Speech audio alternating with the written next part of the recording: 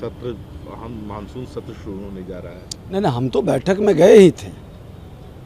बैठक में फाइल में प्रोसीडिंग की कॉपी उपलब्ध नहीं कराई गई। पिछले बार पत्र भी हमने लिखा था, तो उस पत्र का जवाब इनके ऑफिस से आया कि प्रोसीडिंग की कॉपी देना संभव नहीं। हमने कहा कि आखिर क्यों?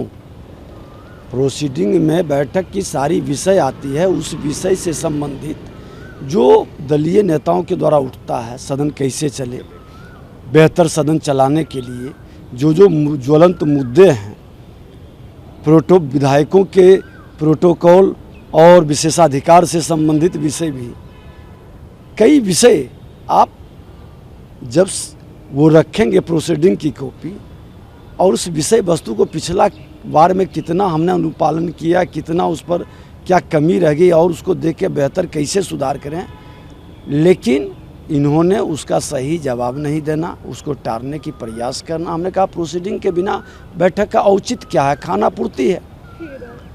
आज बताइए, इस तरह का विषय पर अब नेता विरोधी दल का पत्रों की जवाब नहीं दे।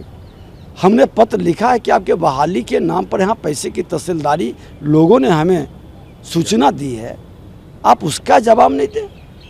जब संस्था बनी हुई है बीपीएससी कर्मचारी चयन आयोग, फिर यहाँ से बहाली की इतनी हड़बड़ी क्यों? और नियम के विपरीत उन लोगों को रख रहे हैं जिनके चचा भतीजा पहले से ही इस तरह की बहाली में धांधली करके बैठे हैं, आरोपित हैं। तो इस तरह के विषय पर इन लोगों का एक खाना पूर्ति करना है, तो उस खाना पूर्ति से उस बैठक में रहने का कोई औचित्य नहीं है। इसलिए हमने बहिष्कार किया।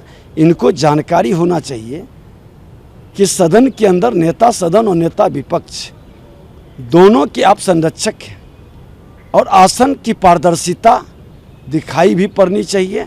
सरकार के दबाव में कतई नहीं आना चाहिए। ये सरकार भ्रष्टाचार की मानसिकता से विपक्ष की आवाज़ को दबाना चाहता है। विपक्ष को कैबिनेट मिनिस्टर की सुविधा दे करके भी वो जताना चाहता है कि मेरी मर्जी से संस्था चलती है, तो हम उसके सामने झुकने वाले नहीं हैं।